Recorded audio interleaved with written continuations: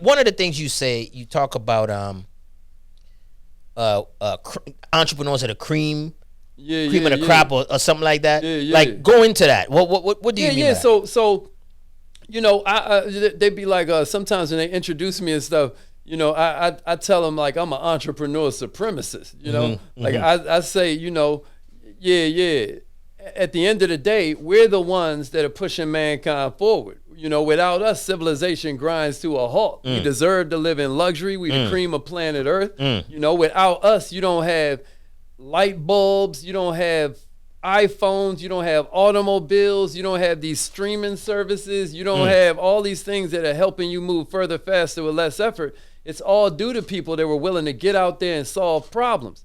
So I believe that we're God's favorite. I believe that whatever holy book you pick up and hand me, I'm going to tell you, that's a book about entrepreneurship. You know, I believe that God wants man, listen, even when you start talking about that story of Adam and Eve, it's a mindset story, because when Adam and Eve were in there, God was like, yo, you can have any of this. I'm not a Bible scholar, by the way, but loosely, stop me when I tell a lie. He's like, you can have any of this. You know, and then the devil come along and be like, well, you know, accept that. You know, so the devil come in and add a word. Who do you think God is? This is the devil. Who do you think God is? Who is he to tell you can't mess with this one over here? Yeah. Like, really? Right. So then when you look at the story, and this tree is right in you remember where it is. It's not to the left, it's not to the right, it's in the center, right? And so what that story tells us is that the first trick that the devil ever pulled off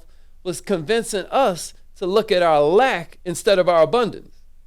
Because now you all focus on this one thing you can't do, but you could do all this other stuff. You know what I mean? That's a story about mindset.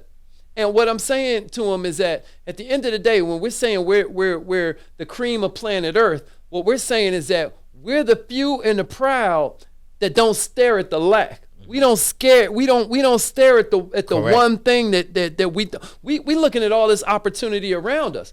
All entrepreneurs do is solve problems. Like, if I'm selling mink coats, I'm gonna go broke if I'm trying to sell them on the beach. Because don't nobody have that problem on the beach, you know? But if I'm opening restaurants, that would be crazy if no one needed to eat.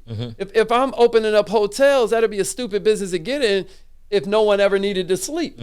But because I see people have that problem, I tell them all the time, like, the most negative person you know is thinking of business ideas all day. It's just that they call them complaints. They think they complain. They don't get that their infinite black mind is seeing business ideas everywhere. If you would just have the self-esteem to be like, God gave you that insight. God showed you that lack right there. Why? So you could complain about it? It's like, stop complaining, start training. You know, and that's why I'm glad to have brothers like you out here, man, teaching them, because when they listen to podcasts like this, what they doing is working on their philosophy, that foundational, fundamental part of them getting to that lifestyle they want. Every day you're helping them bulletproof their philosophy, grow their philosophy a little bit more, so that it's become confident in it, so that you can become confident in something real. Because to your point earlier, like I always say, ego comes from when you got confidence but no competence. You know, but what you're doing is giving them both, man. And I just applaud you for it. I appreciate that.